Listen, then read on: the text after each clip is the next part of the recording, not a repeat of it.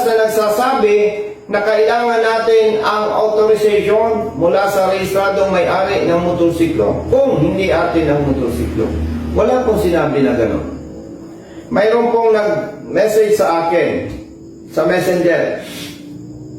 Police, patrolman, nagpakilala po siya.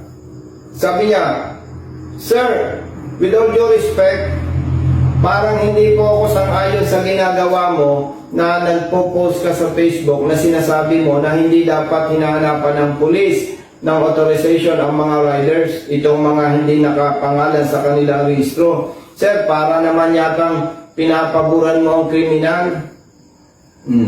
Sabi ko, bro, let me explain. Ganito yan eh. Bakit hindi ako sang-ayon na hinahanapan ninyo ng authorization letter ang rider kapag hindi nakapangalan sa kanila ang rehistro ng motorsiklo? Una, illegal. Hindi iniuutos ng batas. Pangalawa, hindi patas. Hindi ninyo ginagawa yan sa mga nakamontero, nakapadjero, naka-Nissan Urban, naka-Fortuner, naka-Navara, naka-Raptor. Hindi nyo ginagawa yan. So, ibig sabihin, ang ginagawa ninyo ay illegal at hindi patas. Kaya hindi ako sang-ayon dyan. Ngayon, usapan tayo, paano i-address itong kriminal na gumagamit ng motorsiklo, ng nakaw na motorsiklo, particular. Kailangan mag-aral kayo. Alamin ninyo kung paano malaman kung nakaw o hindi ang motorsiklo. Magtanong kayo sa mga operatiba ng Highway Patrol Group. Yan yung marunong, mga expert. Pagtingin pa lang yan sa ORCR, pagtingin sa sasakyan, umiikot na yung pag-iisip nila na may nakikita na sila na problema. Pero, dahil magagaling ang mga ito, hindi pa yan huhulihin, hindi pa yan i-impound.